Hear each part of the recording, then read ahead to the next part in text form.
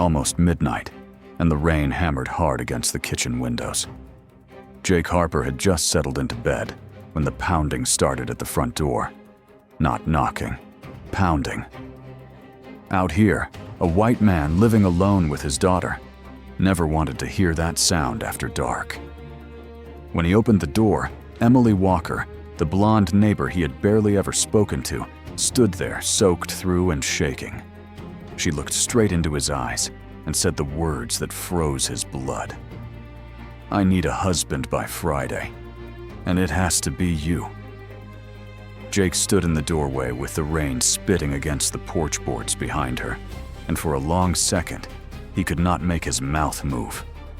The words had landed somewhere between his chest and his throat and stayed there. A husband by Friday him. He had known Emily Walker the way a man knows a fence line he passes every week. Her father's pasture started where his own ended, just on the other side of the county road that ran between their houses, and that was about as close as the two of them had ever stood. She was the polite young woman who waved from a pickup, who sometimes brought a casserole over after Sarah passed, then drove back across the road before he could think of what to say. Tonight, she did not look polite. She looked drenched and cornered with both hands wrapped around a brown folder, like it was the only thing keeping her upright. "Get inside before you catch your death," Jake said. She stepped in. Rainwater ran off her jacket onto the front mat. He could hear the old farmhouse creaking in the wind, and somewhere upstairs the soft tick of the hallway clock that had hung there since his mother's time. "You're tracking water everywhere," he said, just to have something normal to say. "Hold on." He grabbed a clean towel from the laundry basket and held it out. Emily took it with shaking hands. She pressed it to her hair, then to her face, and when she lowered it again, her eyes were red, but steady. "I'm sorry, Jake. I know how this sounds. I walked from the road. Grant took my keys this afternoon, and I couldn't think of anywhere else to go that wouldn't make things worse. The name landed in him the way bad weather lands on a roof. Grant Walker had been gone from this county for years. If he was back, and if he had taken his sister's keys, then something had broken loose at the Walker place, and Jake already had a guess what it was. "Come into the kitchen," he said. "I'll put coffee on, then you talk." She followed him without a word. He filled the pot and set 2 mugs on the table. Emily set the folder between them like she was setting down something live. "My dad's will," she said. "The full version, not the part he read to me back in the spring." "There's a part he didn't read," Jake said. "There's a condition," she answered. She opened the folder. The pages had gone soft at the corners from the rain. Jake did not pretend to understand legal language. He watched her finger move down the page until it stopped on a paragraph she had marked with a yellow tab.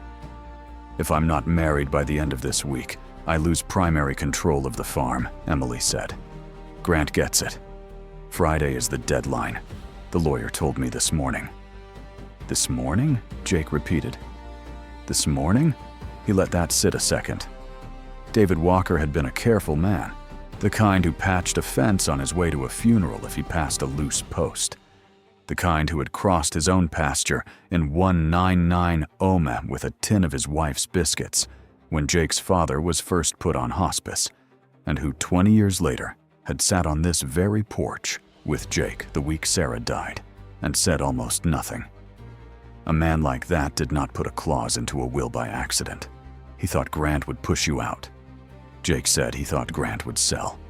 Her voice cracked on the last word, and he was right. Grant came back this morning. Brand new truck, brand new boots. Talking like the cattle were already gone. He has a development company lined up.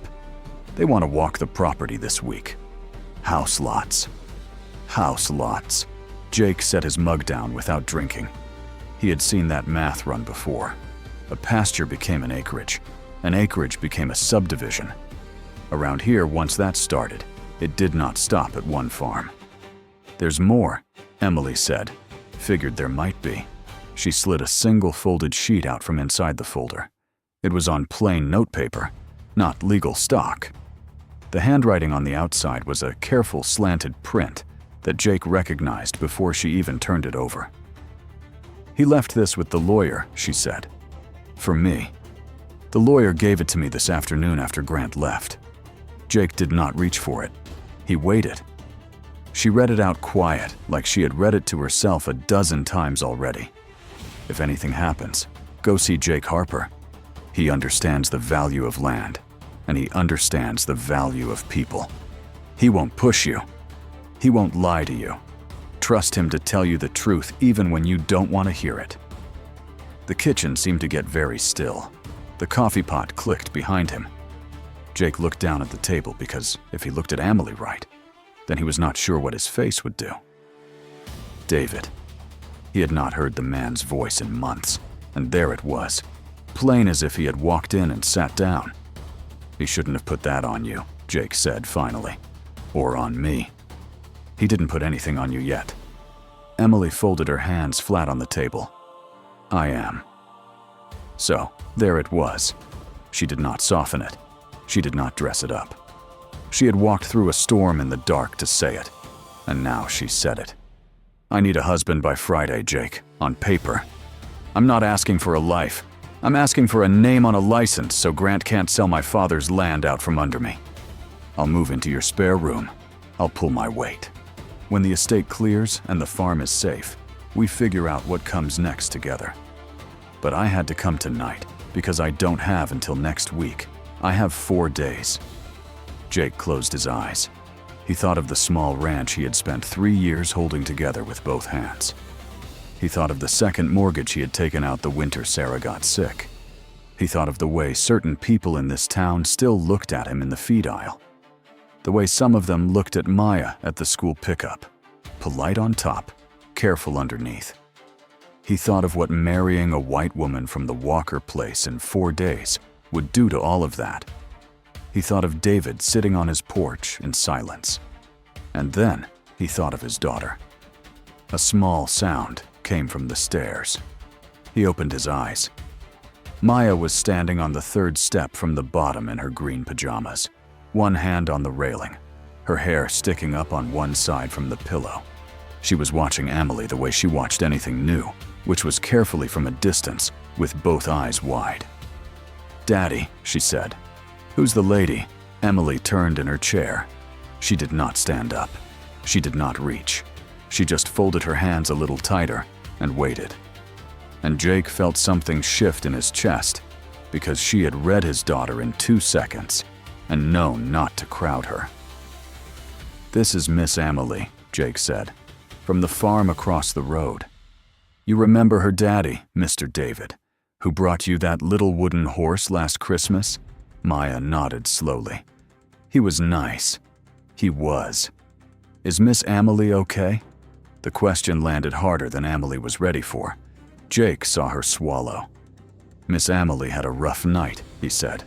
"She's going to sit at our table for a little while. Then you and I are going back to bed." "All right." Maya considered them both with the gravity only a 6-year-old in pajamas can manage at midnight. Then she came down 2 more stairs, walked over to Emily, and held out the small, stuffed rabbit she had been clutching against her side. "You can borrow him," Maya said. "He helps." Emily took the rabbit with both hands. "Thank you, sweetheart. You're welcome." Jake walked Mia back upstairs, tucked her in, kissed her forehead, told her 2 true things and 1 quiet promise, the way he always did at night, and stood in her doorway. 1 extra second before he pulled it half closed.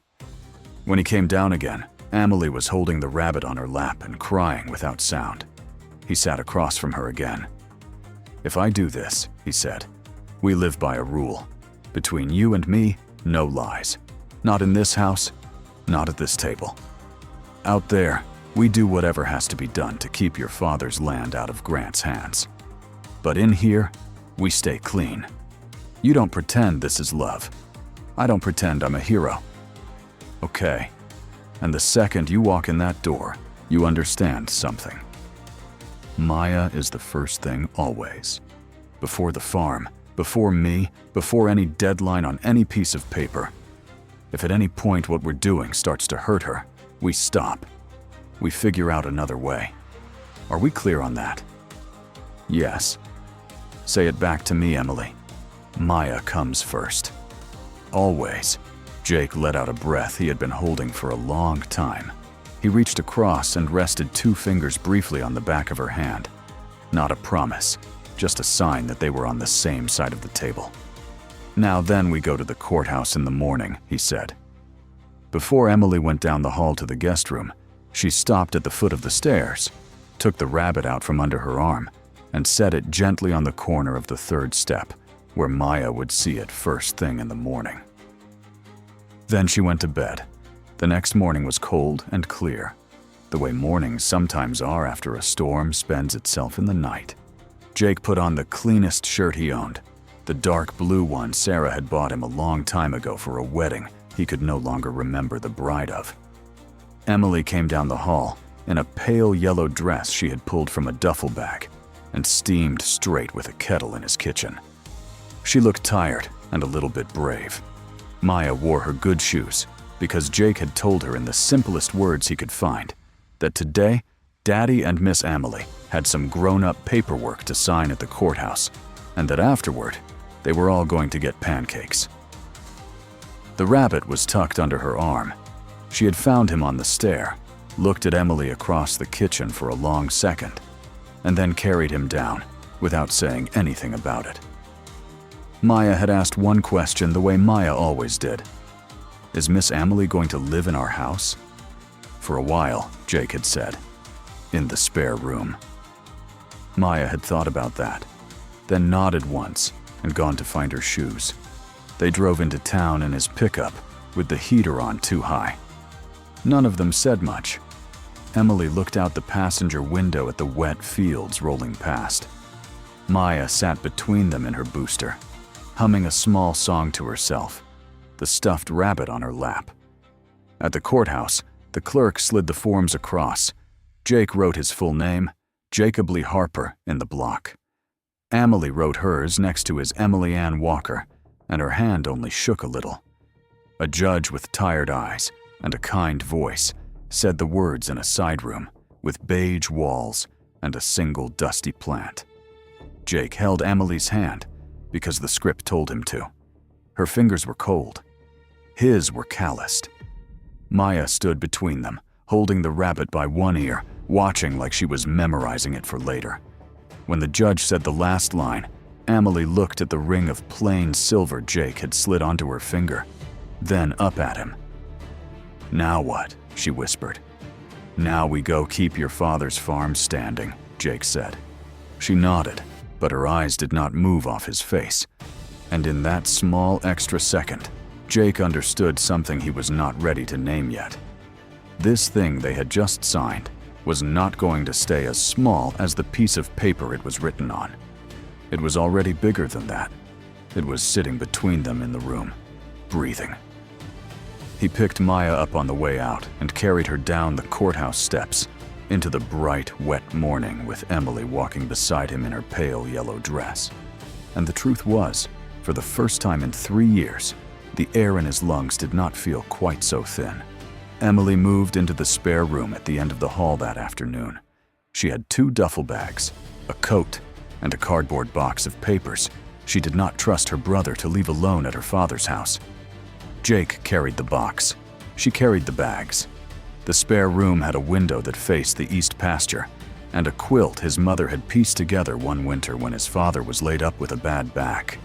Jake set the box on the foot of the bed and stood there a beat too long because he had not had another adult sleep under this roof since the night Sarah came home from the hospital for the last time. And the room felt smaller than it had that morning. "Bathrooms across the hall," he said. "Closet door squeaks. I'll oil it later." "You don't have to keep apologizing for the house, Jake. It's a good house." "I wasn't apologizing. I was warning you." She almost laughed. It was the first time he had heard anything close to a laugh come out of her, and it surprised them both. That first night, Jake heard her step into the hall once and stop near the kitchen, and then go back to her room. He did not sleep much himself. He lay on his back and listened to the wind work against the eaves, and he tried not to think about the woman with cold fingers 2 doors down. In the morning, Maya came down the stairs in her school clothes and stopped at the bottom because Emily was already at the kitchen table with a mug between her hands.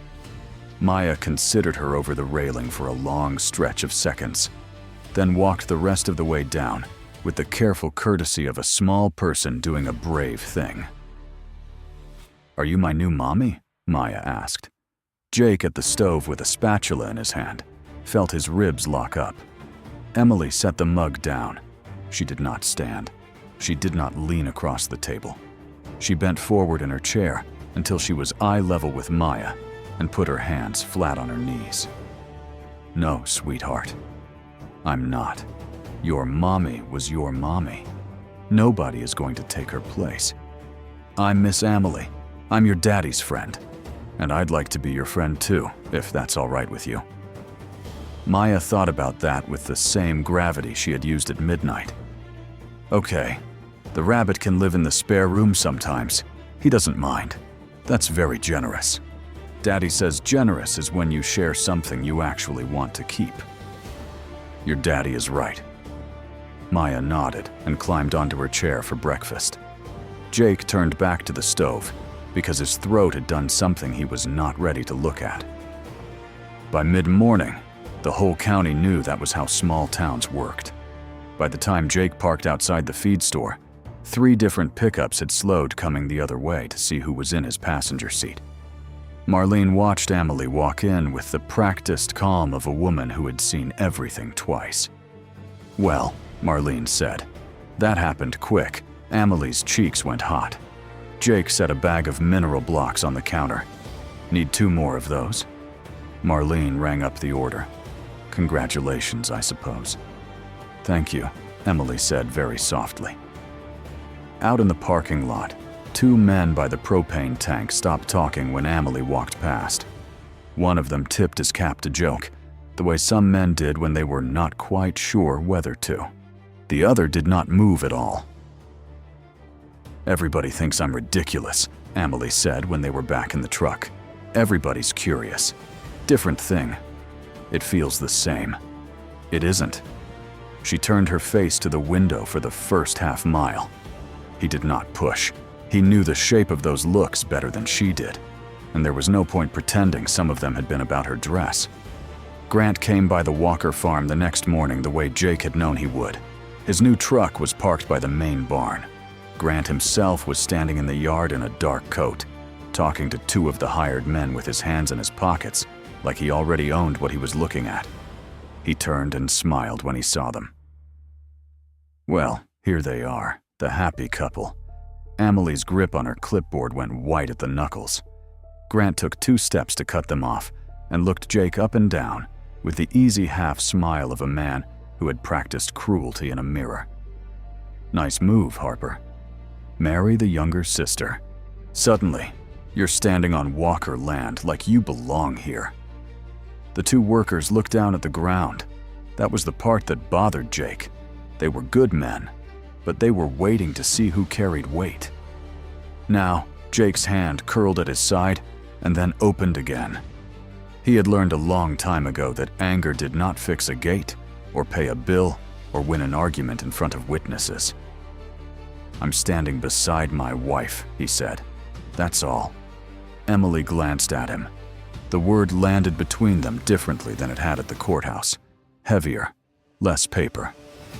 Grant rolled his eyes and turned toward the workers. "Nobody makes any major changes around here until this mess is sorted out. We clear." "That isn't your call," Emily said. "Isn't it?" "No, Grant, it isn't."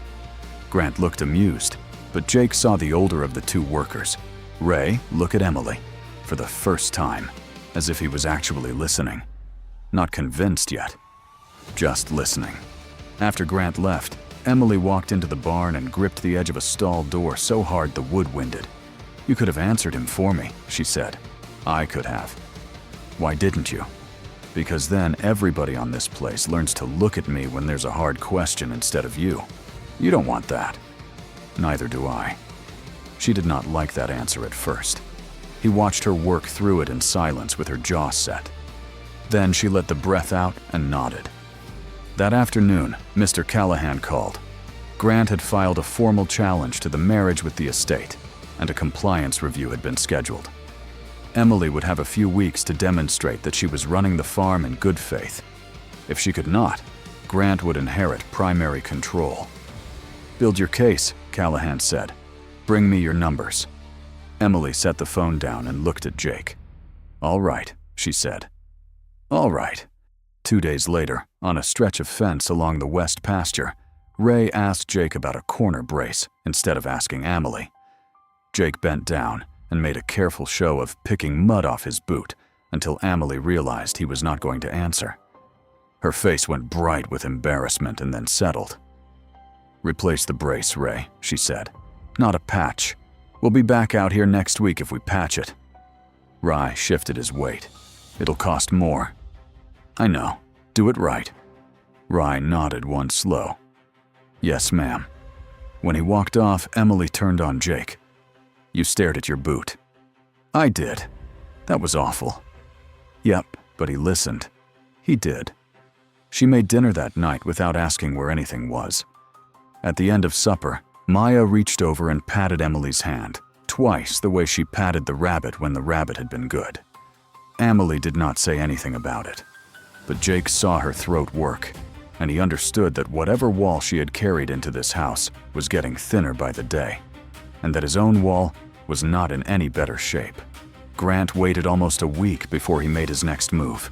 It was a Friday afternoon when Ray called Emily's phone from the south pasture.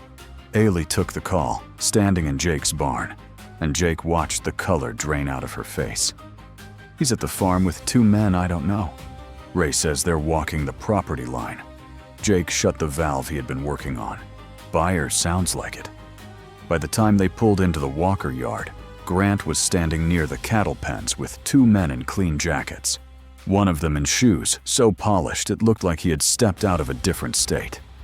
Grant turned and smiled the way he had smiled before, only thinner. "Emily, good. Saves me a phone call." "What are you doing, Grant?" "Showing interested parties the property. This farm is not for sale." One of the buyers shifted. Grant took 2 slow steps toward Emily. "It will be once the estate stops entertaining this courthouse circus. It isn't a circus. It's a marriage." Grant let out a short laugh that did not reach his eyes. Listen to her. Married a week and already talking like she owns the place. He turned his head an inch toward Jake. "And you? You think I don't know how thin your ranch is running?" Harper won. Bad winter from foreclosure. That's what people say. She's not a wife. She's a life raft. Jake felt Emily flinch beside him. Even she did not look up. He kept his voice level. "Say what you want about me, Grant, but you don't get to bring strangers through these pastures without your sister say so. That's the law of the place. Your daddy lived by it. So do I. Don't lecture me about my own father, then stop using him to take from his daughter."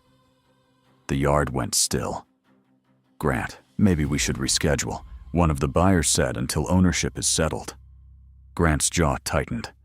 He looked at Emily one more time. "You'll regret this." "Maybe," Emily answered, "but I'll regret selling it more." The buyers followed Grant out, less sure than they had come in. Ray, leaning on the fence by the loading chute, watched them go and then turned his eyes to Emily. He did not smile exactly, but he nodded once. In the truck on the way home, Emily stared at her hands. "He's right about one thing," she said. "He's not right about me being a life raft." "I didn't mean that one. I meant the rest." "I don't know what I'm doing, Jake. Not really. I'm guessing every day. You don't know how to run all of it today. Tomorrow you learn another piece. That's how anybody does it. You make it sound simple. It isn't simple. It's just possible." She looked at him then full in the face. He kept his eyes on the road because the look on her face was doing something to him that he had not given his permission for yet. It was the next week when Maya got sick. It came on fast the way kid fevers do. By bedtime, her cheeks were red, and by midnight, she was burning hot against Jake's wrist. The fever came back in the afternoon, and Jake had 3 deliveries at his own ranch that could not be missed, and a vet visit at the Walker place that could not be moved. He stood in Maya's doorway, holding his hat in both hands and feeling the kind of helplessness he had not felt since the worst weeks with Sarah. "Go," Emily said behind him. "I've got her." He turned. "Jake, go. I'll call you the second anything changes. I've got her." He looked at her, standing in the hallway, in jeans and one of his old sweatshirts, with the sleeves pushed up, and he heard himself say, very quietly, "All right." He came back at dusk. The house was warm and quiet. Upstairs was sitting in the chair beside Maya's bed, with her head tipped against the wall and her eyes closed. Maya was asleep on her side. One small hand curled around 2 of Ailey's fingers. The dragon book lay open on the bedspread. The stuffed rabbit was tucked in beside her under the quilt. Ailey opened her eyes. She did not move her hand. Her fever broke an hour ago. She whispered. Jake nodded. He could not get the word thank you out of his throat in any shape that would sound like enough. Later, when he came back upstairs with a glass of water, Maya was awake. She looked at Amelie, and then at the book, and then at Amelie again. "My mommy had long hair like you," Maya said, very quiet. "She used to sing me a song about a moon. I forgot how it goes." Amelie's eyes filled. She did not let it spill. "That's all right, honey. The song remembers itself. You'll hear it again." Maya closed her eyes. Amelie sat very still until Maya's breathing went even. Then she got up, walked past Jake without looking at him, and went down the hall to the spare room and shut the door. Jake stood in the hallway for a long time. 2 nights after that, somebody left the gate to the lower road pasture open. Jake did not know for sure that it was Grant. He had his guess, but suspicion did not put cattle back behind a fence, and Ray's call came in just as Jake was pulling a pot off the stove. Cattle on Miller Road. 6 head, maybe more. Rain coming back hard. Emily was already grabbing her coat. For the next 2 hours, the 3 of them and a neighbor named Pete worked along the ditch in the cold drizzle, moving the cattle 1 slow yard at a time, back through the broken gate. Emily slipped twice in the mud and got up twice. Once a steer turned and made a hard step toward her, and Jake's heart did something unfair against his ribs, but she held her ground, long enough for him to swing around and push the animal off her line. When the last cow was through, and Ray got the temporary chain, said Amelie bent forward with both hands on her knees, mud to her wrists. Rye walked over and put one big hand on her shoulder for half a second. "You did good tonight, Emily." She straightened, like those 4 words were heavier than any of Grant's speeches. Back at the house, Jake left clean towels by the bathroom and put coffee on, even though it was too late for it. Amelie came down the hall a while later in one of his old flannels because her clothes were past saving. The flannel hung off her wrists. "I look ridiculous," she said. "You look like you worked." She sat at the table. He sat across from her. The rain had started up again, soft now against the window over the sink. "Tell me about her," Emily said. Jake did not have to ask who. He talked about Sarah for the first time in 3 years, about the way she had laughed at his bad jokes for the first 6 months they were dating, just to be polite, and then started telling him to stop when she felt safe enough to mean it, about the diagnosis and the long winter that followed, about the way he had told himself after she was gone that he was done with this particular kind of love because the bill was too high. Emily listened with her hands wrapped around the warm mug. She did not feel any of his silences. When he was finished, she reached across the table and took his hand. Her fingers were not cold anymore. "My father used to say, 'A person doesn't get to choose when home shows up,'" she said. "Only whether they answer the door when it knocks." Jake felt the corner of his mouth move without his permission. "That sounds like David." That was David.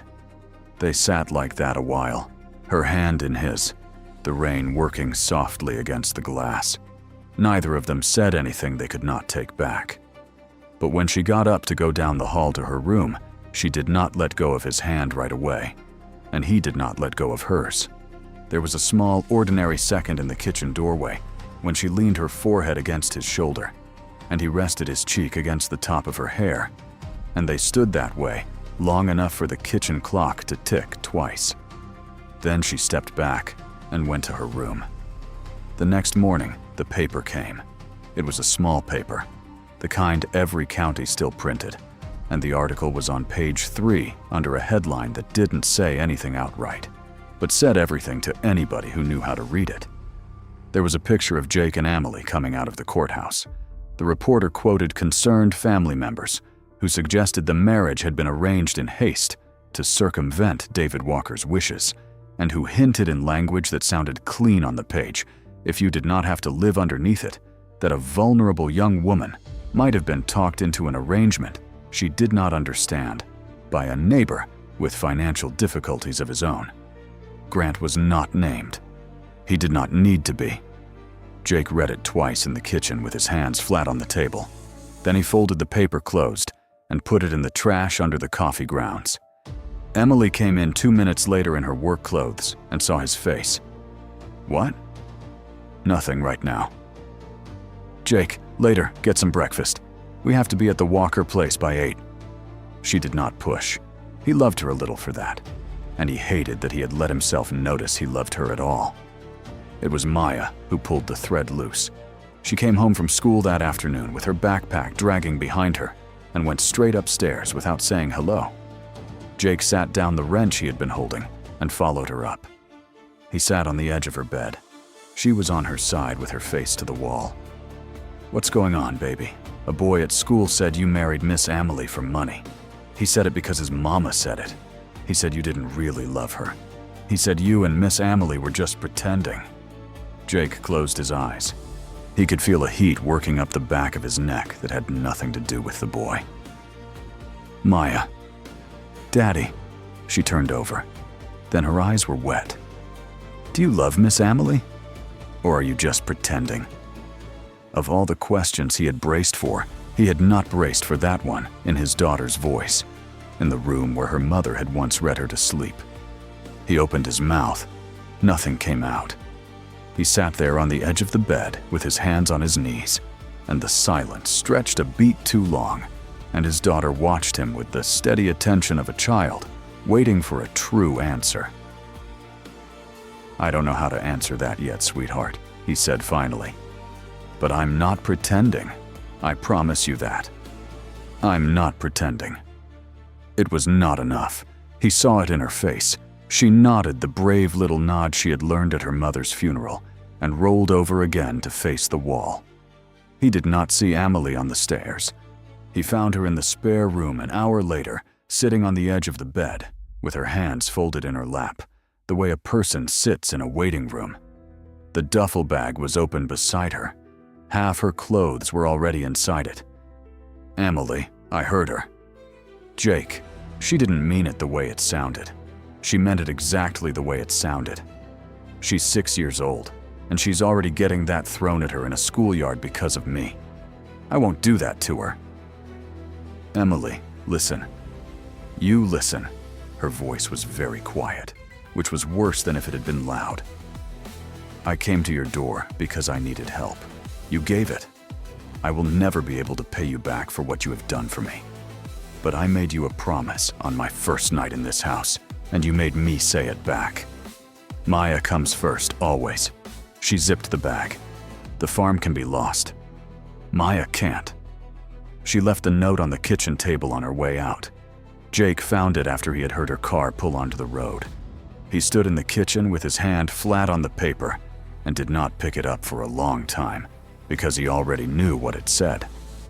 And because he understood, in the cold, quiet way a man understands a thing he should have seen coming, that he had let it get to this point by not answering a question when the question was asked. Outside, the wind was working at the eaves again, the way it had the night Emily first knocked on his door. The compliance review at Mr. Callahan's office was the next morning. Jake did not sleep that night. He sat at the kitchen table with the unread note in front of him. Around 2 o'clock in the morning, he finally picked it up.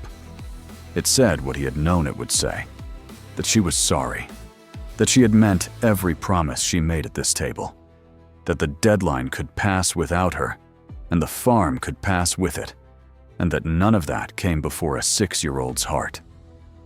She had signed it. Emily, not Emily Harper. He folded the paper into a small square and set it inside the breast pocket of the dark blue shirt on the back of the chair. Then he went upstairs and stood in his daughter's doorway and watched her sleep.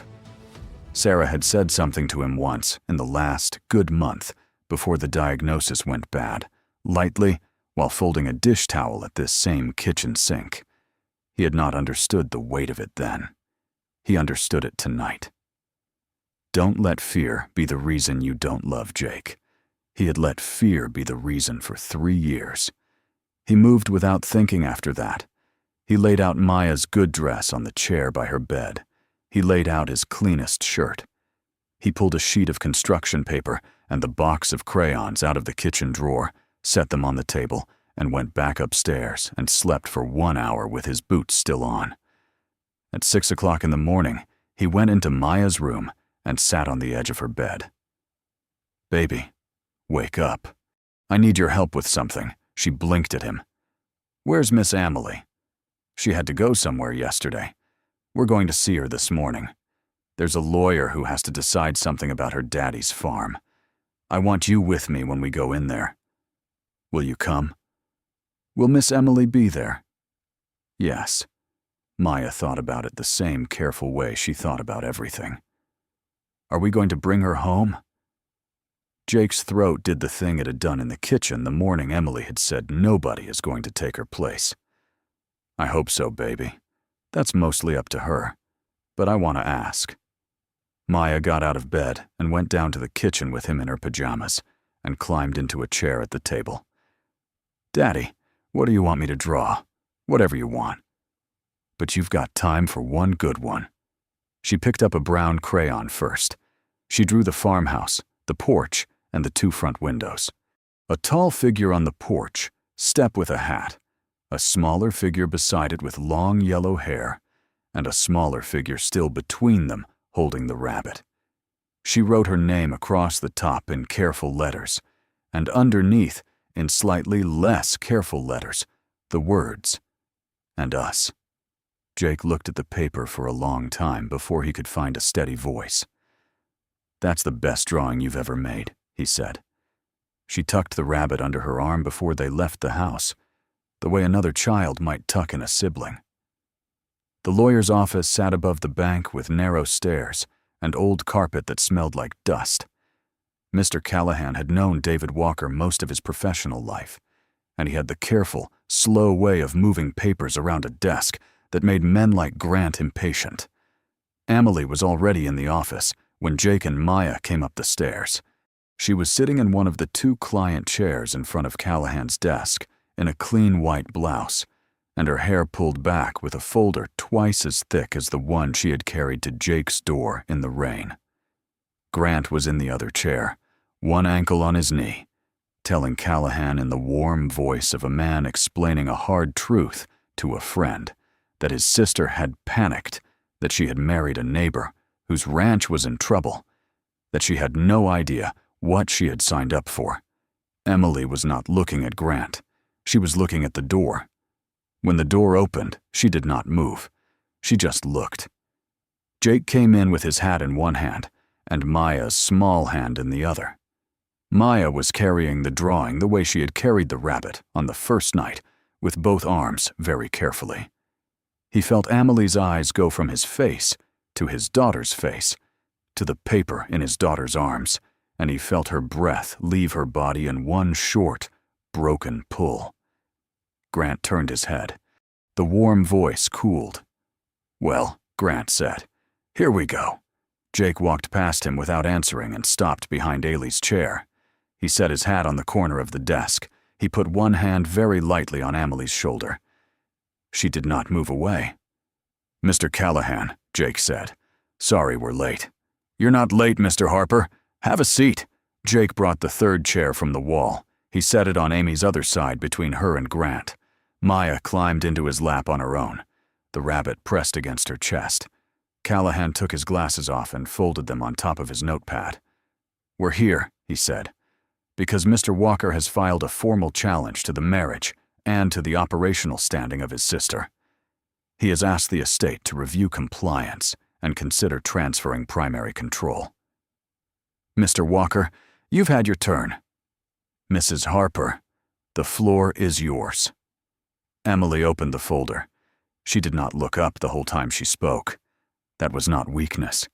That was her keeping hold of her voice. She laid out paid invoices, vet receipts, fuel logs, equipment repairs, fencing orders, supplier agreements. She had renegotiated herself her own initials in clean blue ink at the bottom. A daily schedule with the workers' names and their duties for the next 30 days, signed by Ray on behalf of the men. A roof estimate for the south barn with a deposit already paid. Short-dated letters from Marlene at the feed store and from 2 neighboring ranchers. Every page in order, every page weighed. Grant let out a short laugh. "You got the hired hands to sign a paper. Congratulations." Emily did not look at him. "I'm not finished," she said. "You got the hired. Don't interrupt me again." The words were not loud. That was what made them. Grant's mouth closed. Callahan behind the desk did not smile, but the corner of his eye moved. Emily finished. She closed the folder. She folded her hands on top of it. "I'm not telling you I know everything, Mr. Callahan. I'm telling you the farm is running. The bills are being paid. The repairs are scheduled. The cattle are accounted for. The men know who makes the decisions. And the land is not for sale."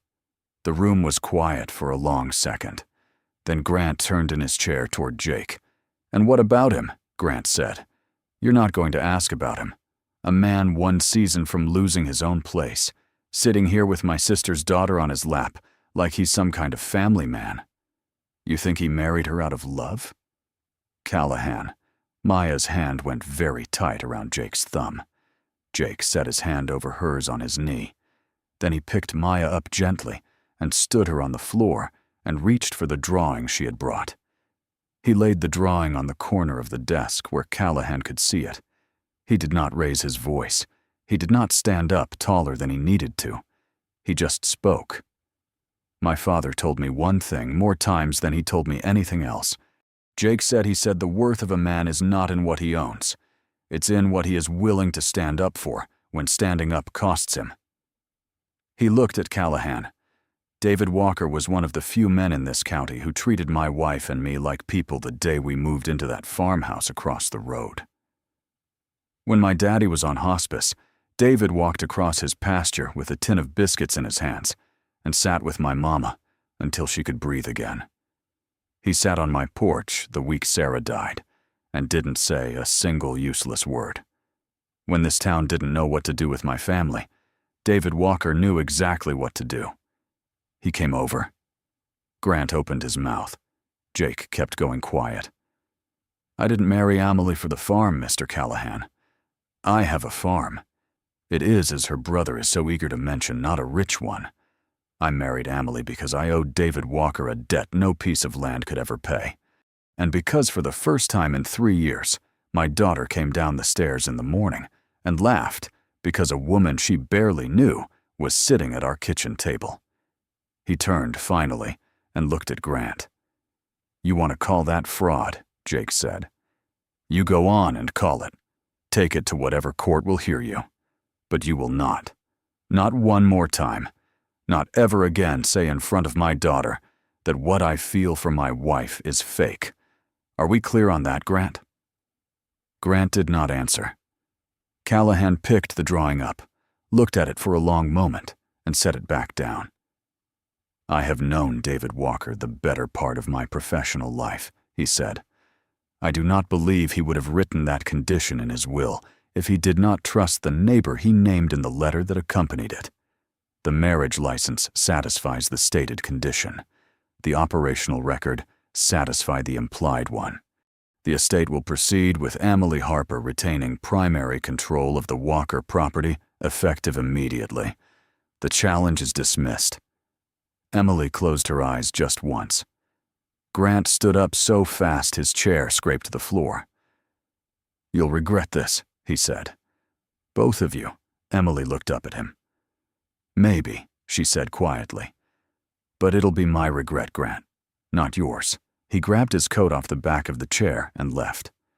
The door swung shut behind him hard enough that the glass rattled in the frame, and then the office was quiet, and Mr. Callahan was sliding the drawing back across the desk to Maya with the gravity of a man returning evidence. "Young lady," he said, "that is a very fine drawing." "Thank you," Maya said. Outside, the air had that washed, hesitant feel of a day deciding whether to clear. Jake walked Emily and Mia down the narrow stairs and out onto the sidewalk. The town was moving around them like nothing in particular had happened. Emily stood at the passenger door of Jake's truck and did not get in. "Why did you come?" she said. "The farm was about to be lost. You didn't have to come."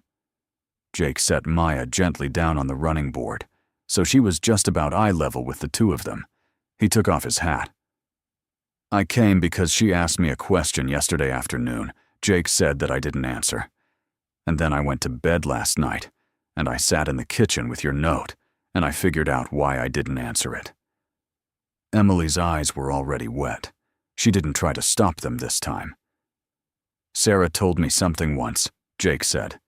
"Toward the end, she said, 'Don't let fear be the reason you don't love.'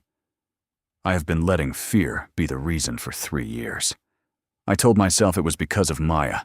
Some of it was, most of it was just me." He took a breath. "You came to my door because you needed a husband by Friday.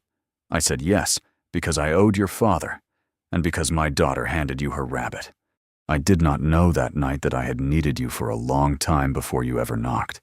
I figured that out somewhere around the middle of the week. I figured out the rest of it last night." He looked down at Maya. "I have to ask you something, baby. Honest answer. Do you want Miss Emily to come home with us?" Maya looked at Emily for a long, serious second. "Yes." Emily's face broke quietly. She knelt down on the sidewalk in her clean white blouse, right there in front of the bank, and Maya stepped off the running board into her and wrapped both small arms around her neck. Emily held her without saying anything, because there was nothing to say yet. "I'm sorry I scared you yesterday," Emily said into Maya's hair. "It's okay. Daddy told me you weren't pretending. He just didn't know how to say it yet." Emily laughed, half a laugh, half something else, and pressed her forehead to Ma's. Jake stood there with his hat in his hand and watched the two of them, and a thing he had been carrying in his chest for 3 years sat itself down beside him and stayed there, quiet, the way a tired dog finally lies down at a man's feet.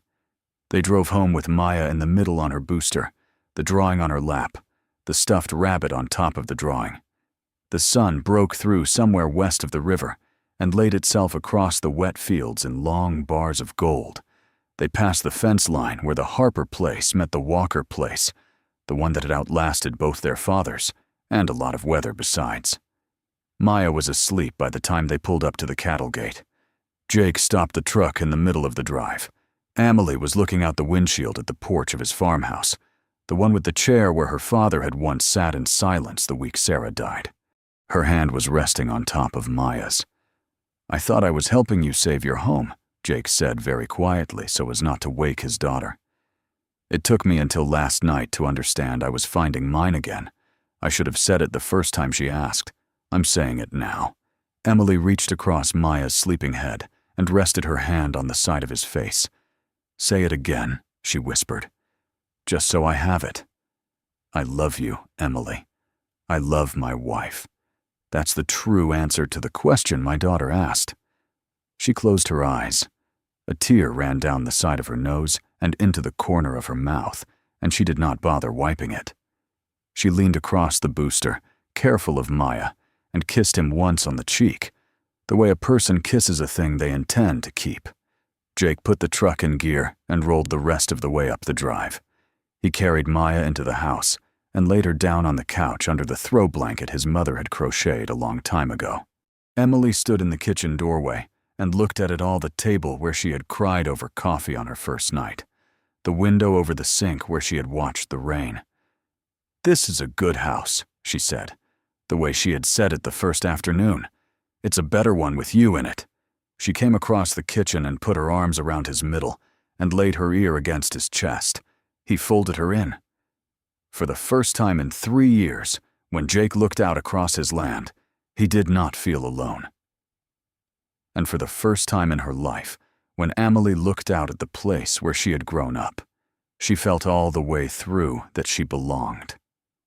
The wind, when it came up again that evening, knocked once at the eaves and then passed on by. You know, the funny thing about doors is that most of us spend our lives deciding which ones to keep closed. We close the door on a person we lost. We close the door on the version of ourselves who used to believe in things. We close the door on second chances because the first one cost us so much. And then one night in the rain, somebody we barely know stands on the other side and asks us to open it anyway. Jake and Emily's story isn't really about a farm or a deadline. It's about two people who had every reason to stay closed up and chose not to.